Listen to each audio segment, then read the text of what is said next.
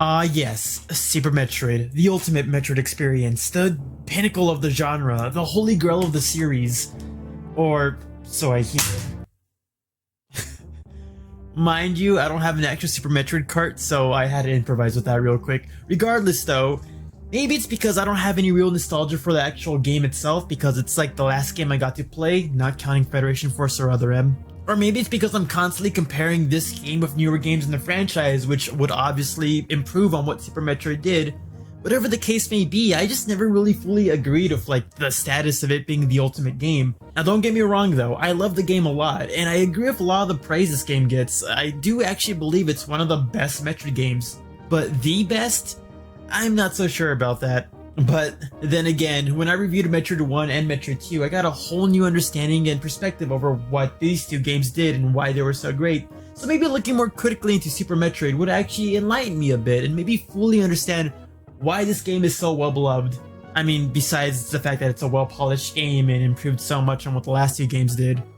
But regardless though, whatever your opinion of Super Metroid is, feel free to leave it in the comment section, and without further ado, let's get started. Shut up.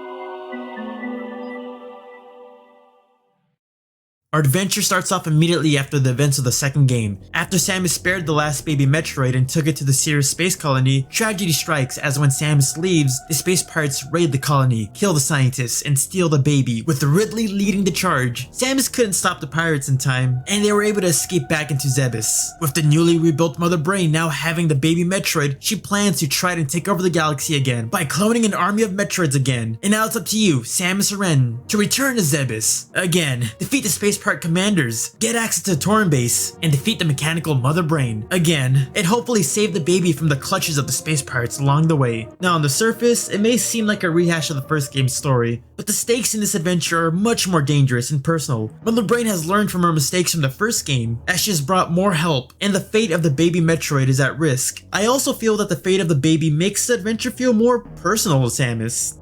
I mean, I guess it's always been kind of personal when you really think about it. The whole story is about Samus returning to her old home planet to take on her brain that not only raised her, but betrayed her and her Chozo caretakers, and also enlisted the help of a space dragon that not only killed her colony, but also murdered Samus's parents in cold blood just for the sake of it. Metroid is freaking dark when you think about it. Hopefully one of these books has the answer over where that backstory came from. But all that is just supplementary info a player has to go out of their way to find out. Since the player has been able to experience the baby scenes firsthand in the previous adventure, it gives us more of a personal motivation to embark on this quest. We're not just trying to save the galaxy, we're rescuing the baby. But like the previous two games, don't expect a direct narrative to be told throughout the adventure. It's up to the player to piece together the story and interpret moments and scenes. I've said it once, I've said it twice, and I guess I'll say it thrice. But I like this staple of Metroid storytelling. Although, I do legitimately appreciate the opening cutscenes of this game. A cutscene of Samus recapping the events of the first two games from her perspective is so much more engaging and entertaining than the wall of text from like Metroid 1 or basically telling you nothing in Metroid 2. Also, it helps both new players jump into the third game without having to worry about being lost in the story, and it helps veteran fans to get a nice refresher of the plot so far.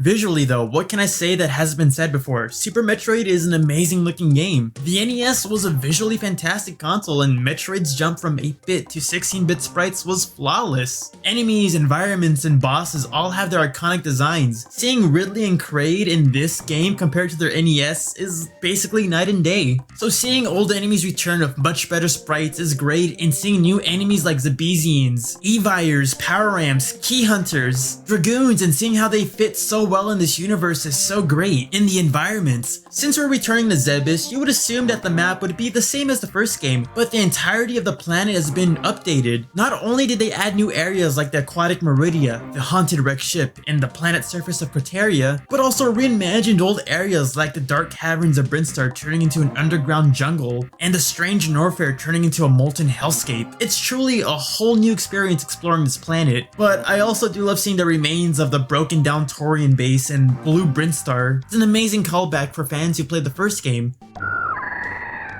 Now hear me out, this is something I really don't understand. How does Samus get into Brintstar in the first game? I mean, when you look at the map of the NES Metroid game, it kinda seems a bit weird that the starting point is right below where the finishing point should be, right? Right. So that's what you'll think, yeah, that's just, NES game, first game in the series, don't pay too much attention to that sort of stuff. But then Super Metroid, our return back into Zebes, confirms that, yeah, Brintstar is entered by going through Ultorian. So, how did Samus get into Brintstar in the first place in the first game? Did she talk to Mother Brain before the events of the game happened? Like, how does that even work? Looking far into it? Are you... Yeah, maybe I am. During the first game review, I mentioned how the neon colors of the environment was cool and added a cool, bizarre, alien aesthetic to the environment. With this game though, it's just as colorful, but the saturation is toned down, making the environments feel more natural looking. Red Soil Brintstar has a more earthy red color, the wreck ship has a more dull shade of gold, and Meridia is lined up with like light pink structures. It's certainly colorful, but no way to the same extent as NES Metroid's neon colors. If this was NES Metroid, it probably would have been like candy red, lemon yellow, and hot pink. Ugh. Since the SNES has a much more larger color palette, it's great to see the environment still use those bizarre bright colors, just a bit more toned down and natural looking so it doesn't strain the eyes. No, honestly, I do understand why some people don't like NES Metroid's color too much. It is pretty bright and does kind of hurt your eyes a bit. But honestly, if you just stare at it long enough, the pain actually goes away somehow. God, I can't see color anymore. Aside from the colors though, it's great that there is a nice range of environments to explore. The last two games were 99% underground caverns, so having the chance to see jungles, marshlands, a wrecked ship, and even just the open sky really does help keep the environments from feeling repetitive and boring. Oh, and the music. The music is amazing too. It's a bit of a bummer that music from the first game didn't make it in like Brintstar Depths, but all the new tracks are amazing. Tracks like Green Brintstar and Lower Norfair are iconic tracks that reflect the environments perfectly, giving a sense of wonder and danger respectively. Along with some rockin' tracks, there's some more subtle and atmospheric tunes to be heard here. It really adds to the environment's atmosphere, like the wrecked ship, rocky Meridia, or even before encountering danger. The variety of music here ranges from upbeat and fun to harsh and threatening to calm and serene. Of course, it's hard to really describe music, so here's some highlights to help understand what I'm talking about.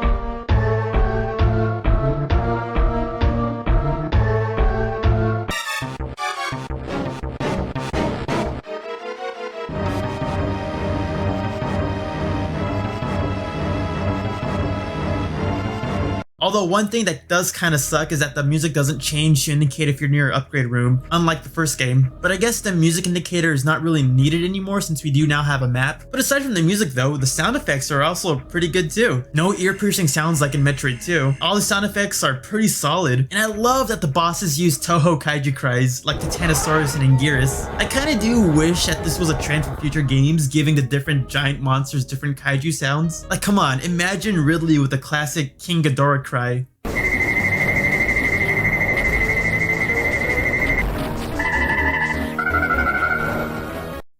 Maybe not, it's not really as iconic as Neo Ridley's scream.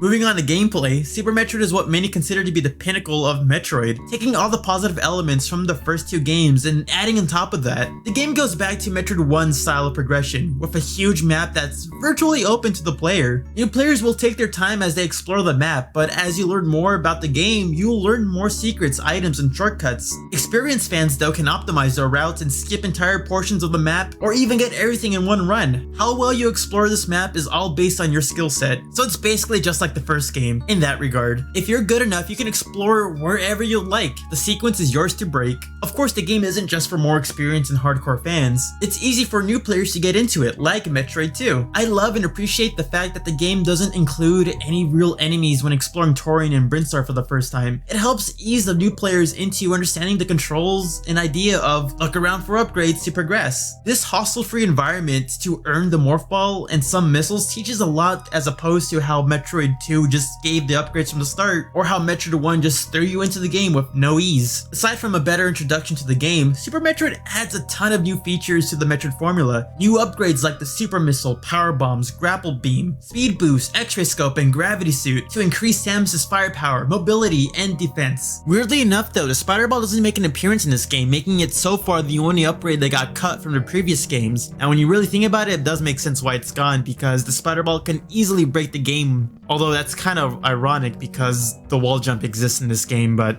what can you do? New features like weapon stacking allow Samus to actually hold the multiple beam weapons and mix their effects, so there's no need to backtrack to change up your weapon type. Of course, the introduction of the most necessary item in the genre, the map, makes it so that you're not completely lost in the labyrinth of Zebes. New expansion packs like Super Missiles, Power Bombs, and even Reserve Tanks add variety when looking for optimal expansion upgrades, and adds more incentive to explore the map. You can now run in game now, so traversing through Zebes is much more faster. It gives you a chance to add a little bit of momentum to your jumps, and it gives the player much more control over how fast or how slow they want to tackle some platforming challenges. Aiming diagonally now makes approaching enemies much more safer and increases your range of attack. You can even decide to deactivate acquired upgrades. I really don't know why you'll want to do that, but you can.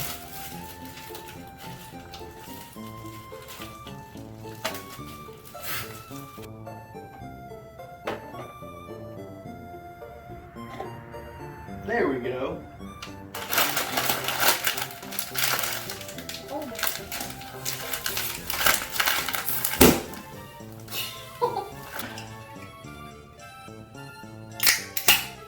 God, why was this so hard to do? If this wasn't for this dumb arm cannon, it would have been simpler. Actually. Yo, I don't know I can turn that off. I've been struggling this entire time since I found that damn thing. Actually. Nice, I actually got the Vario flannel on. I know the purple one is more versatile and all that with better defenses, but honestly, I just like the orange color a bit more.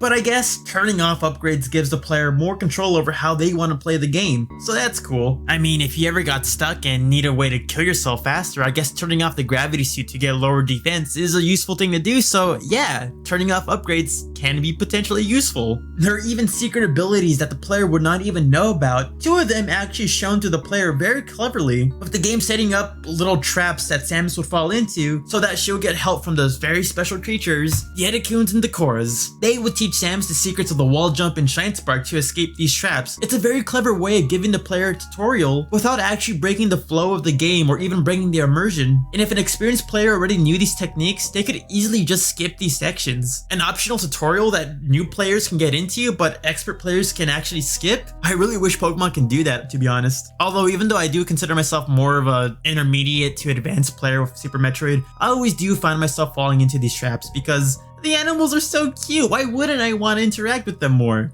Oh, and I also do kind of forget where the traps are, so a lot of times I do accidentally fall into them regardless. But look at the monkey!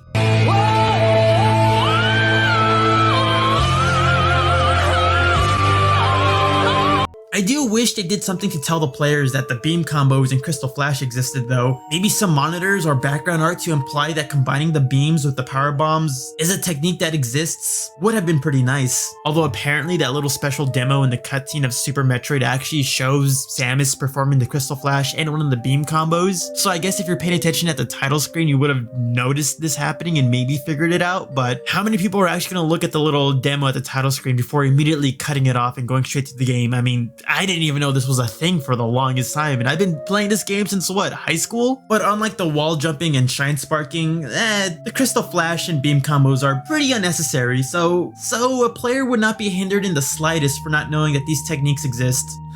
I wonder how many of you guys watching this didn't even know that these techniques existed. Bosses also get a massive improvement in this game. The first game's bosses were pathetically easy and kind of boring with only 2 bosses. And the second game's overabundance of Metroids make the boss encounters repetitive and unmemorable. Super Metroid gives us a nice variety of bosses with unique designs and attacks. The main bosses have to be found by the player and they can be pretty hard to find, but with Samus's main goal of trying to find these bosses to defeat them, it makes sense why they're kind of hidden. We got Ridley and Kraid returning, sporting their new redesigns that make them larger than life and oh so iconic. Phantoon and Dragon joined the ranks, making the gang much more deadly as a cosmic ghost, and Angry Shrimp really diversifies the team. On top of that though, we got mini bosses. The cool thing about these bosses is that they kind of act like random encounters, at least for the first playthrough, as the player would actually randomly run into their boss arenas. With cool mini bosses like Spore Spawn, Bot Wound, Yaymire, and even some Torizo, the boss lineup keeps the players on their toes and ready to test their skills. Bosses are extremely important for Metroidvanias, and it's great to see that the series finally solves the boss issues that the last 2 games had. Now, is the game perfect?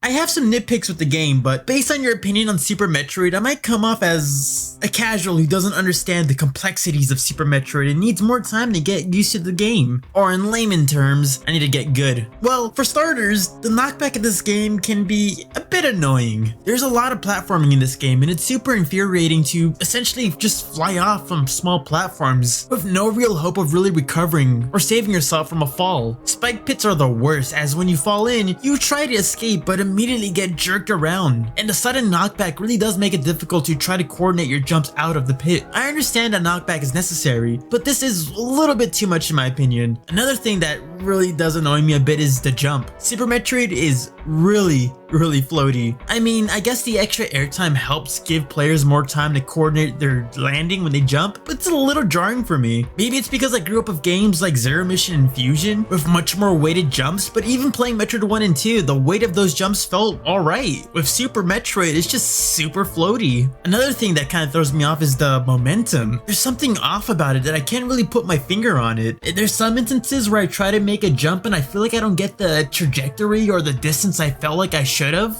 And maybe it's just a side effect of the more floaty jump, but it just throws me off a bit. It doesn't happen all the time, but the few moments it does, it's just pretty inconvenient. Now to some people, yeah, these seem like valid complaints, right? Bad knockback, floaty jumps, weird momentum hiccups can be frustrating. But this is why I have trouble criticizing Super Metroid, because these elements that I don't like about the game is kind of what makes Super Metroid great for some people. Cause when we look at the other side of the spectrum, the floaty jumps, weird momentum hiccups, and weird knockback really is beneficial for the metagame of Super Metroid. People use these quirks to perform some pretty advanced tech. The knockback can be manipulated to increase your speed, the floaty jumps let people perform chains of wall jumps, and the weird momentum lets people just zip past rooms. These quirks have created a competitive and entertaining metagame that has kept the game relevant to this day, with all the speedrunning and advanced strats to complete the game. To many, these criticisms are not really valid and I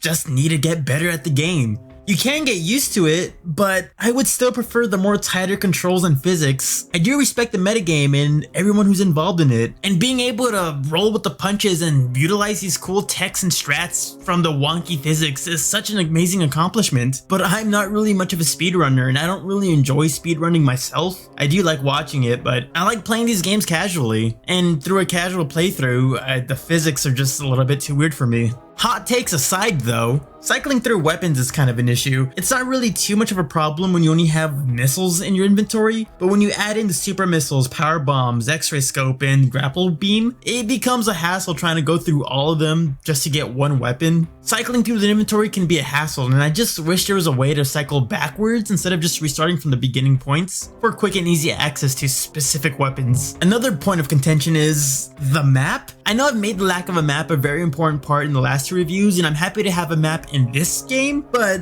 maybe I wish the map had a little bit more detail, like indicators to tell you which rooms are connected to what room, to make planning routes to the map more efficient. When the area is nice and simple, the map is super easy to read and super helpful, but when maps are much more complicated with rooms next to each other that aren't really connected, it gets confusing over how rooms are connected to what and where I should go, making the overall map confusing to read and ultimately defeating the purpose of having a map in the first place. And finally, Why does the shine spark hurt you? I've accidentally killed myself a couple of times by mistake just abusing this technique. Although just by saying that sentence, I just realized it probably does hurt you to limit the abuse of the shine spark. And at the same time, it's not really that annoying. It's actually a lot funny when you really think about it. Just accidentally flying through and boom, you're dead.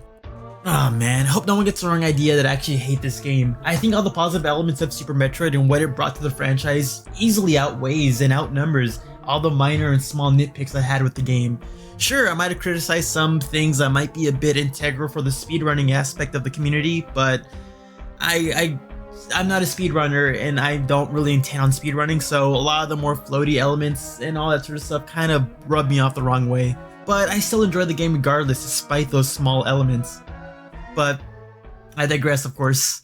Now, with our goal of saving the baby, we eventually make our way towards Ridley to defeat him and get the baby back. But sadly, the capsule containing the baby is empty, and with the appearance of the Mocktroids in Meridia and the Metroid monitors in the wrecked ship, it's clear that Mother Brain has the Metroid and is cloning an army. So we must head over towards Torian to save the baby. Oh, and probably save the galaxy too. The final area, like the last two games, is a straight pathway full of mature level Metroids. If it ain't broke, don't fix it. But honestly, with how Super Metroid revamped a lot of the old elements from the previous games, I would have hoped for something a little bit different for the final area of the game, but it's still good regardless. The Metroids are just as aggressive as ever, and it's still pretty intense trying to take down these creatures. As we make our way towards Torian, there is no sign of the baby, but we do find a room full of dry and brittle husks, and a lone sidehopper. Then suddenly, a huge Metroid swoops in and attacks the creature, draining the creature of its life, and immediately it chases after Samus and catches her, draining health until the very last second. It lets go.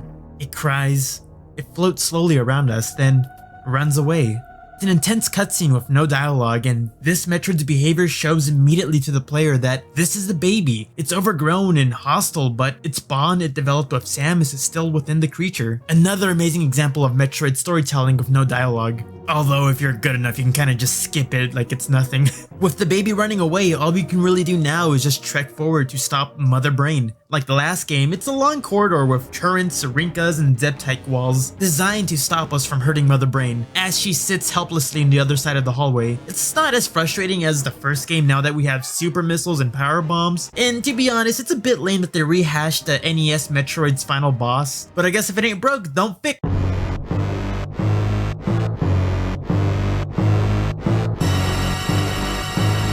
Can you imagine people's reactions to this for the first time? Torian is the same, the boss fight is the same, the Metroids are the same, only to catch you off guard and give you a sudden phase 2. With Mother Brain's newly built body, it becomes an entirely different fight as Mother Brain spams a barrage of beams, lasers, and projectiles at Samus. You may think you may have the upper hand eventually, but after enough damage, Mother Brain would unleash her devastating Hyper Beam, hitting Samus, doing critical damage, and leaving her at the brink of death. You can't move as Mother Brain charges one last blast. Then suddenly, the baby swoops in to defend Samus, draining life from Mother Brain. Seemingly defeated, the baby heals Samus. It's a pretty nice moment, but soon after, Mother Brain springs back to life, attacking the baby. Baby attempts to attack Mother Brain one last time, but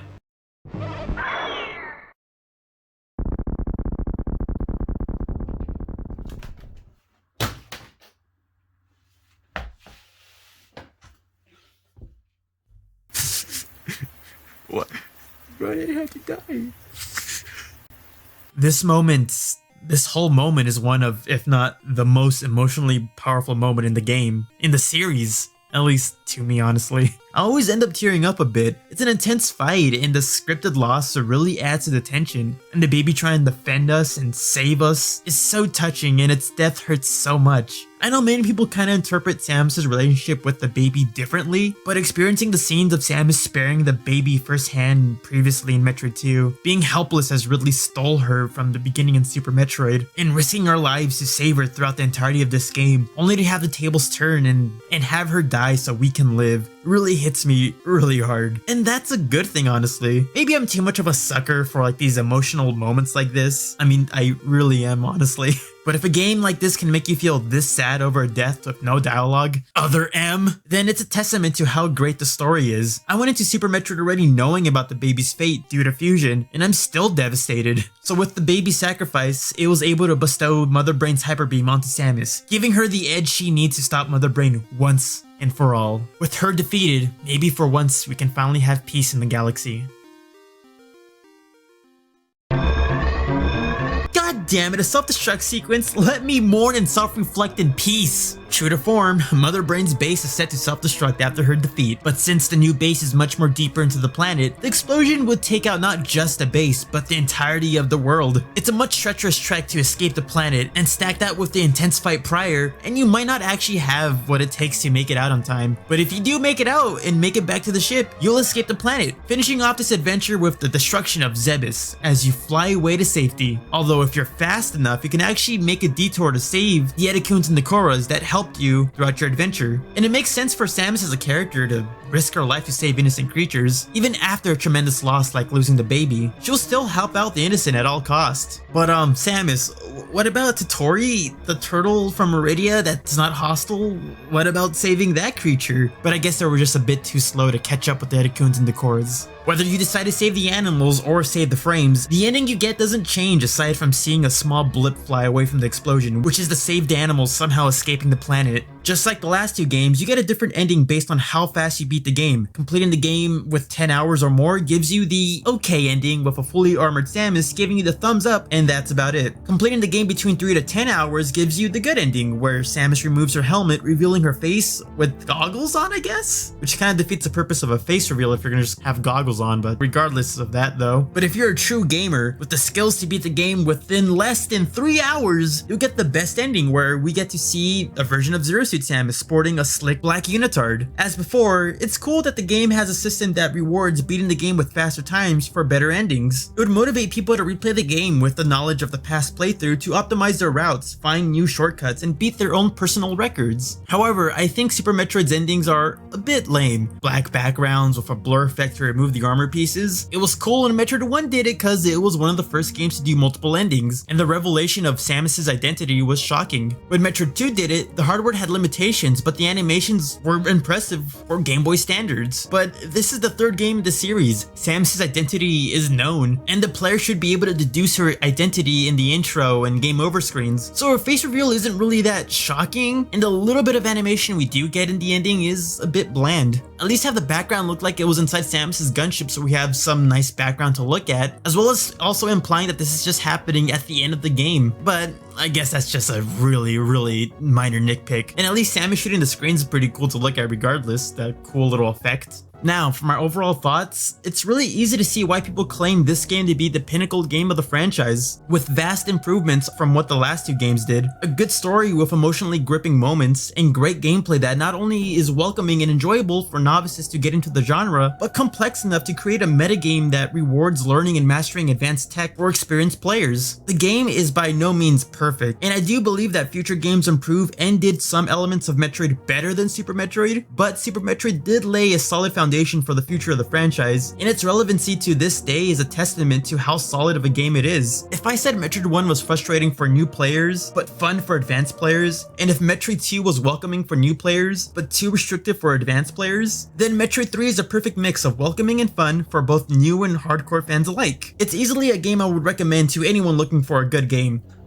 So yeah, with the space pirates gone, Mother Brain defeated, and the Metroids no more, there's kind of a sense of finality with this game's story. And yeah, even though now we know in retrospect, in hindsight, what the next story would be about, it really makes you wonder what people assumed the next story would be. Where could the story even go from this point on? There's no Metroids. Huh.